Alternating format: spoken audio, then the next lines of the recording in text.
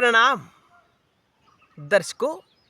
अगर आप चाहते हैं कि आपके बच्चे भविष्य में किसी गलत मार्ग पर ना चले जाएं या आपकी बातें माने कहीं बिगड़ ना जाएं, तो आज से ही, अब से ही, जब से आप यह वीडियो देख रहे हैं तब से आपको चाहिए कि आप अपने बच्चों से बाबा गोरखनाथ जी का अनुसरण करवाना आरंभ कर दीजिए। उनको कथाएं सुनाएं बाबा गोरखनाथ जी की, क्योंकि गोरखनाथ यानी प्रणव, प्रणव यानी भव सागर से तारने वाला, आपको संसारिक चक्र से छुड़ाने वाला कौन है?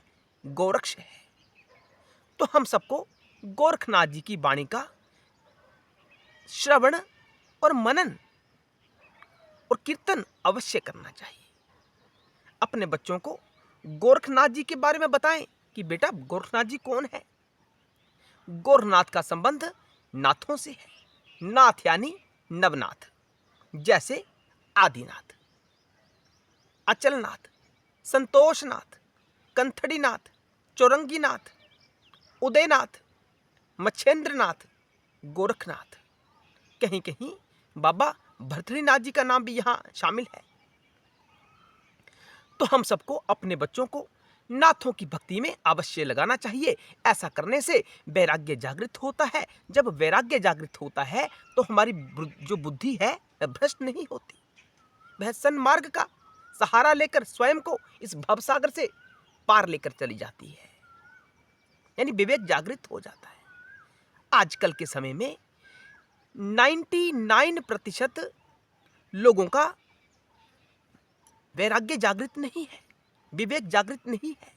विवेक जागृत ना होने से, वैराग्य जागृत ना होने से वह उपद्रव करते हैं, वह गलत कार्यों में लिप्त हो जाते हैं और अपने जीवन का नाश कर लेते हैं। हम नहीं चाहते कि हमारे बच्चों के साथ ऐसा हो। साधकों, मैं आपको कहना चाहता हूं, मेरी बात को गांठ में बांध लेना, मैं भविष्य की वार्ता कह रहा हूं। आने वाला समय बहुत खराब रहेगा।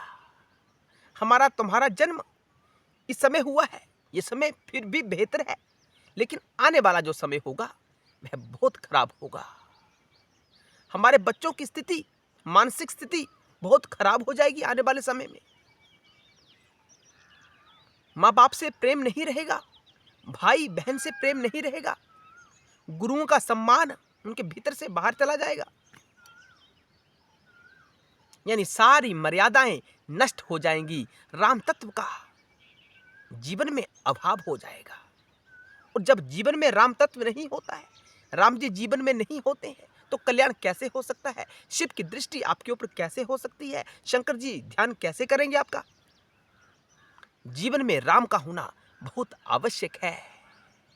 तो आपके साथ कुछ गलत ना हो, भविष्य में आपके बच्चों के साथ गलत ना हो, तो आवश्यक है कि अपने बच्चों को सच्ची सुच्ची जो शुद्ध शिक्षा है वो प्रदान की जाए। वो कहां से प्राप्त होगी? गोरख पाणी को पढ़े, गोरख को समझे, तो आपका कल्याण अवश्य होगा।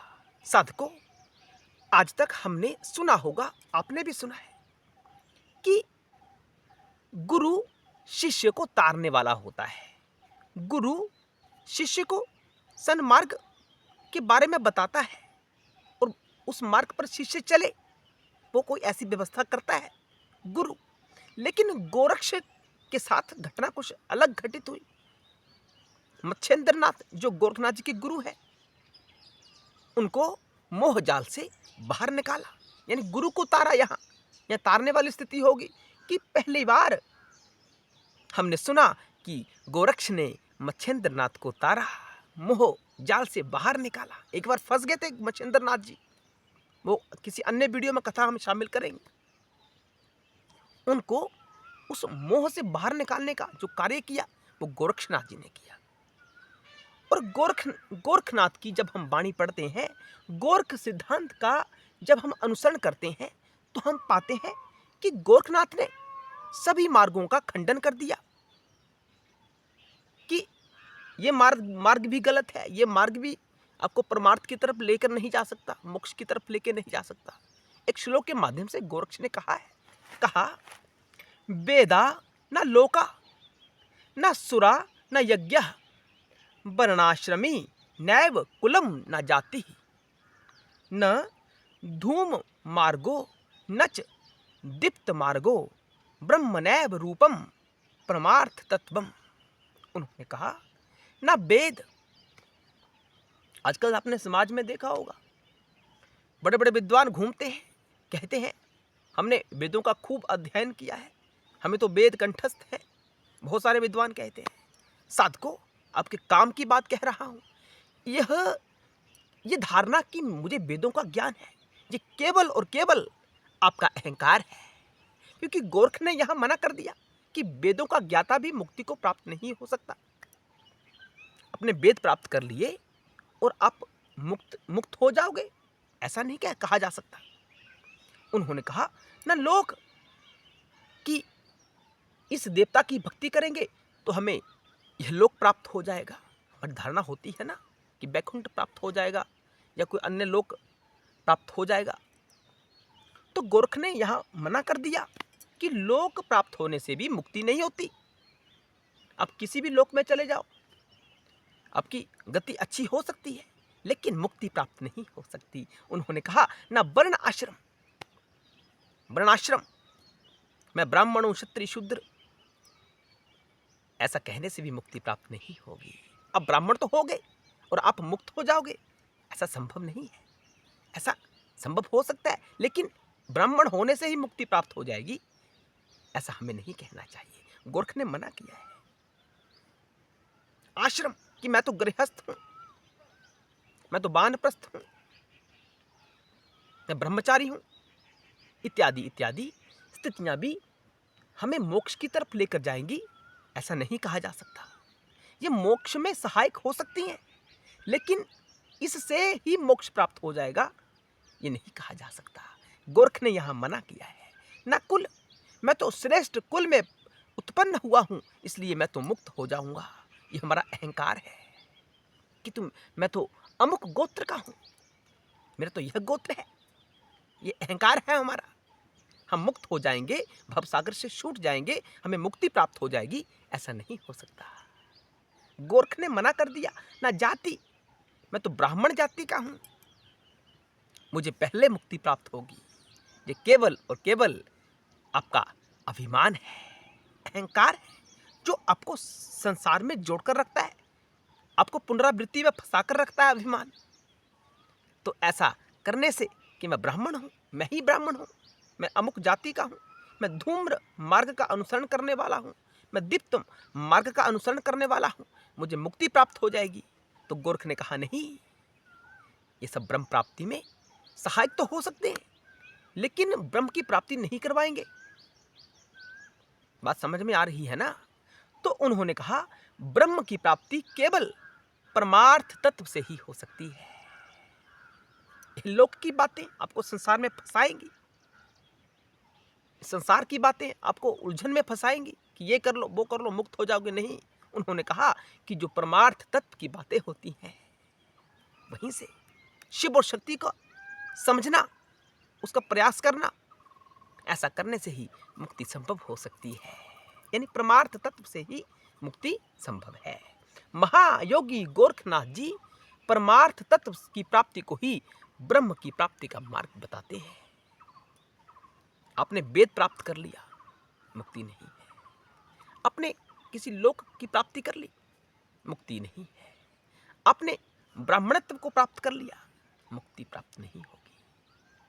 नकारा है यहाँ जाति, मैं हमारा अहंकार कि मैं सनातन धर्म से संबंध रखता हूँ, यह अहंकार भी आपको संसार में फंसा कर रखता है।